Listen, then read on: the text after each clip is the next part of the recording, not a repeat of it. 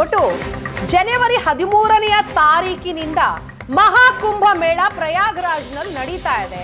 So ಈ ಕುಂಭಮೇಳದಲ್ಲಿ ಈವರೆಗೂ ಎಷ್ಟು ಜನರು ಸ್ನಾನ ಮಾಡಿದ್ದಾರೆ ಅದರ ಅಂಕಿ ಅಂಶವನ್ನ ಈಗ ನಿಮ್ಗೆ ಕೊಡ್ತಾ ಇದ್ದೀವಿ. ಜನವರಿ 13 ಮೊದಲ ದಿನ ಶುರುವಾದಂತಹ ಮಹಾಕುಂಭ ಮೇಳ, ಆ ದಿನ ಪೌಷ ಹುಣ್ಣಿಮೆ ಇರುತ್ತೆ. ಆ ದಿನವೂ ಕೂಡ ಶಾಹಿ ಸ್ನಾನಕ್ಕೆ ಅವಕಾಶ ಇತ್ತು. ಒಟ್ಟು 6 ಪ್ರಮುಖ ಪುಣ್ಯ ಸ್ನಾನಗಳು, ಅಮೃತ ಸ್ನಾನಗಳು ಅಂತ ದಿನಾಂಕಗಳನ್ನ ಗುರುತಿಸಲಾಗಿದೆ. ಅದರಲ್ಲಿ ಜನವರಿ 13 ಮತ್ತು 14 ಕೂಡ ಒಂದು. 14 ಮಕರ ಸಂಕ್ರಾಂತಿ. ಜನವರಿ 13 ಮತ್ತು 14ರವರೆಗೆ ಒಟ್ಟು 3.5 ಕೋಟಿ ಜನರು ತ್ರಿವೇಣಿ ಸಂಗಮದಲ್ಲಿ ಪವಿತ್ರ ಸ್ನಾನವನ್ನ ಮಾಡಿದ್ದಾರೆ. ಇನ್ನು ಜನವರಿ 17ರವರೆಗೆ 7 ಕೋಟಿ ಜನ ಸ್ನಾನವನ್ನ ಮಾಡಿದ್ದಾರೆ. ಜನವರಿ 20ರವರೆಗೆ 8.8 ಕೋಟಿ ಜನ ತ್ರಿವೇಣಿ ಸಂಗಮದಲ್ಲಿ ಪವಿತ್ರ ಸ್ನಾನ ಮಾಡಿದ್ರು. ಇನ್ನು ಜನವರಿ 21ರವರೆಗೆ 9.2 ಕೋಟಿ ಜನ, ಜನವರಿ 23ರವರೆಗೂ 10 ಕೋಟಿ ಜನ ಪವಿತ್ರ ಸ್ನಾನವನ್ನ ಮಾಡಿದ್ದಾರೆ. ಇನ್ನು ಜನವರಿ 28ರವರೆಗಿನ ಅಂಕಿ ಅಂಶವನ್ನ ನೋಡಿದ್ರೆ 20 ಕೋಟಿ ಜನರಿಂದ ಪುಣ್ಯ ಸ್ನಾನ ಆಗಿದೆ. ಎಸ್ ಮಂಜು, ನಾವು ಗಮನಿಸ್ತಾ ಇದ್ದೀವಿ ಜನವರಿ 13ರಿಂದ 28ರವರೆಗೂ ಎಷ್ಟು ಜನ ಭಕ್ತರು, ನಾಗಸಾಧುಗಳು ಎಲ್ಲರೂ ಕೂಡ ಬಂದು ಪವಿತ್ರ ಸ್ನಾನವನ್ನ ಮಾಡ್ಕೊಂಡಿದ್ದಾರೆ, ಅದಕ್ಕೆ ಸಾಕ್ಷಿಯಾಗಿದ್ದಾರೆ ಅಂತ. ಸೊ ಸರ್ಕಾರದಿಂದ ಸಿಗ್ತಾ ಇರುವ ಅಂಕಿ ಅಂಶದ ಬಗ್ಗೆ ಹೇಳೋದಾದ್ರೆ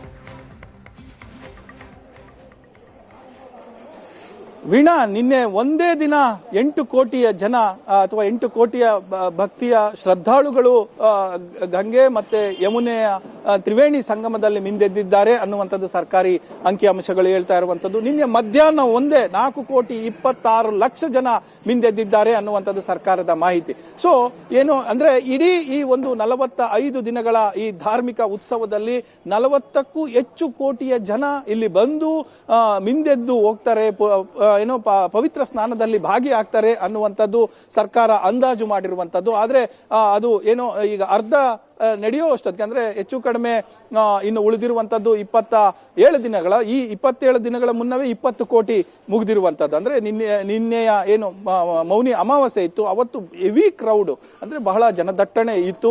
ಸೊ ನಿನ್ನೆ ಒಂದೇ ದಿನ ಹೆಚ್ಚು ಕಡಿಮೆ 8 ಕೋಟಿಯ ಜನ ಬಂದಿದ್ದಾರೆ ಅನ್ನುವಂಥದ್ದು ಸರ್ಕಾರದ ಮಾಹಿತಿ ಇದೆ. ಹಾಗಾಗಿ 20 ಕೋಟಿ ಜನ ಈಗ ಆಲ್ರೆಡಿ ಬಂದು ಹೋಗಿದ್ದಾರೆ, ಪವಿತ್ರ ಸ್ನಾನವನ್ನ ಮಾಡಿದ್ದಾರೆ, ಅಮೃತ ಸ್ನಾನವನ್ನ ಮಾಡಿದ್ದಾರೆ ಅನ್ನುವಂಥದ್ದು ಸರ್ಕಾರದ ಅಂಕಿ ಅಂಶಗಳು ಹೇಳ್ತಾ ಇರುವಂತದ್ದು. ಅಂದ್ರೆ ಕಳೆದ ಬಾರಿ ಏನು 12 ವರ್ಷಗಳ ಹಿಂದೆ ಇದೇ ರೀತಿಯ ಮಹಾಕುಂಭ ನಡೆದಿತ್ತು.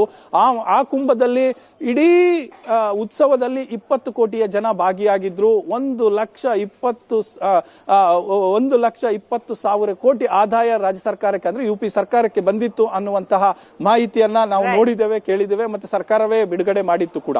ಅದರ ಜೊತೆಗೆ ಈ ಸಾರಿ ನೋಡಿದ್ರೆ ಇದು 4 ಲಕ್ಷ ಕೋಟಿ ಆದಾಯವನ್ನ ನಿರೀಕ್ಷೆ ಮಾಡ್ತಾ ಇದೆ UP ಸರ್ಕಾರ. 40 ಕೋಟಿಗೂ ಹೆಚ್ಚು ಭಕ್ತಾದಿಗಳು ಇಲ್ಲಿಗೆ ಅಥವಾ ಶ್ರದ್ಧಾಳುಗಳು ಬರ್ತಾರೆ ಅನ್ನುವಂಥದ್ದು ಅಂದಾಜು ಮಾಡಿರುವಂತದ್ದು. ವೀಣಾ, ಎಸ್ ಮಂಜು, ಮುಂದಿನ ಹಂತದಲ್ಲಿ ಮತ್ತಷ್ಟು ಪ್ರಯಾಗ್ರಾಜ್ನ ಗ್ರೌಂಡ್ ರಿಪೋರ್ಟ್ ಅನ್ನ ನಿಮ್ಮಿಂದ ಪಡಿತೀನಿ. Thank you so much.